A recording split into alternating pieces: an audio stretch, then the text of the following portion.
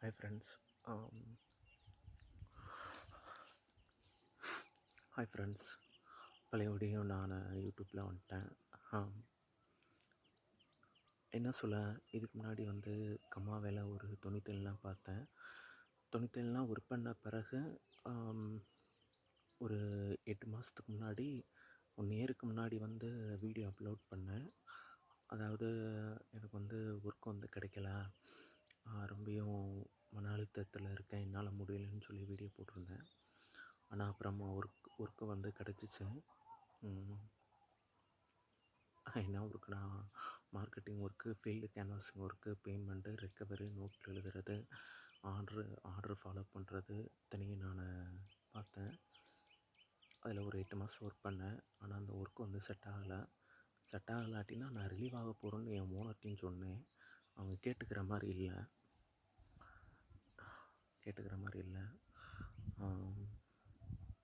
அப்புறம் இப்போ அந்த ஒர்க்கை விட்டு ரிலீவ் ஆகிட்டேன். அடுத்து என்ன பண்ண போகிறேன்னு தெரியலை.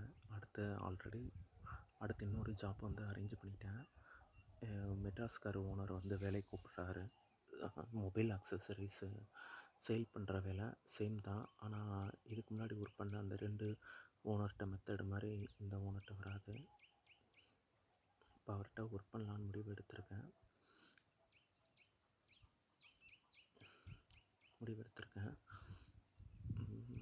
இப்போ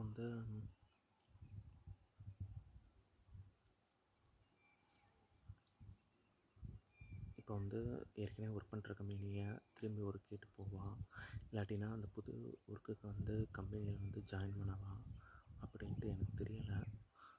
சப்போஸ் நான் அந்த புது கம்பெனியில் ஜாயின் பண்ணேன்னா, ஏற்கனவே வந்துட்டு 2 இயர் ஒர்க் பண்ணேன்.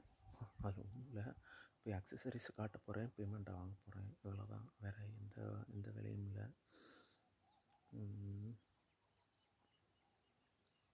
சரிங்க ஃப்ரெண்ட்ஸ். அப்புறம் இன்னும் சொல்ல மறந்துட்டேன். இதுதான் என் கம்பெனி கொடுத்த T shirt, white blue print oil. என் ஓனர் எவ்வளோ சொன்னாலும் கேட்க மாட்டேன்ட்டானுங்க 2 ஓனரும். நம்மகிட்டே தான் மைனஸ் சொன்னாங்க. இப்போ புது ஓனராவது ஒர்க் எப்படி இருக்குன்னு பார்ப்போம். இப்போ ஏஜ் வந்து எனக்கு 33 ஆகப்போகுது. 33 ஆகியும் நான் வேலை தேடி தடுமாறிட்டு இருக்கேன். இல்லை நான் எங்கிட்ட கவர்மெண்ட் ஜாப் நான் ட்ரை பண்ணி கிடைக்க போகுது. 2020 நோட்டு போட்டு உட்காந்து எழுதுனேன் லூஸ் தனமாக. அதை நான் ஃபாலோ பண்ண மாட்டேன். 33லேயும் வேலை கிடைக்காத அப்படின்ட்டு நம்ம இருக்கலாம்.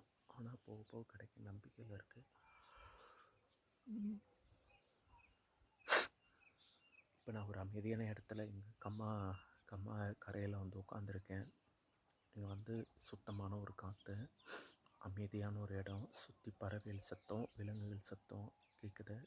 காலையில் ஒரு 7 மணிக்கு இப்போ ஃப்ரீடம் கொஞ்சம் யோசித்தேன்.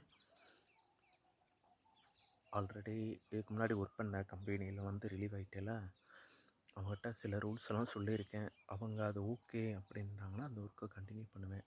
இல்லாட்டினா என் பழைய ஓனர் மெட்ராஸ்கார்ட்ட ஒரு 2 வருஷம் வேலை பார்த்தேன், அவர்கிட்டே நான் போயிடுவேன். அவர் வந்து எப்போ வேணாலும் வாப்பான்ட்டார். அப்புறம் இந்த மாதிரி நான் இருந்ததில்லை. தாடி வச்சு அசிங்கமாக, மூக்கு இப்படி, நெத்தியில் டார்க் ஸ்பாட்டு, மூக்கு இப்படி, கண்ணை புஃப்னு இருக்கு, தாடி வேறு, தாடியெலாம் நரைச்சிருச்சு. இப்போயும் நான் சொல்கிறேன், நீ போ பல்லு வேறு மஞ்சக்கரை வேறு, தலையில் எண்ணெய் வைக்காமல் சரியாக செய்வாமல் இருக்கேன். போ வந்து என்னுடைய வாழ்க்கையை நான் மாற்றலான்னு முடிவு எடுத்துட்டேன். அது 2025 ஒரு கவர்மெண்ட் போஸ்டிங்கு நான் வாங்காமல் விட மாட்டேன். அப்படி இல்லாட்டியும் நான் அதுக்கப்புறமும் கிடைக்கலாட்டியும் நான் கண்டிப்பாக முயற்சி பண்ணுவேன். என் மேலே நம்பிக்கை இருக்குது. 2010 12 நான் என்ன மாதிரி ஃபாலோ பண்ணேனோ அதவே கிட்டத்தட்ட 14 வருஷம் கழித்து நீ அதே மெத்தடில் ஃபாலோ பண்ணலான் இருக்கேன்.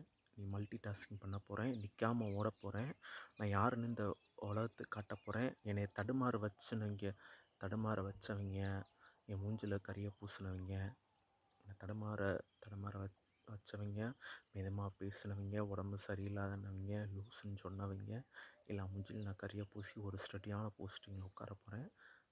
இது என் மேலே சத்தியம். நான் யாருன்னு இந்த உலகத்துக்கு காட்டுறேன்.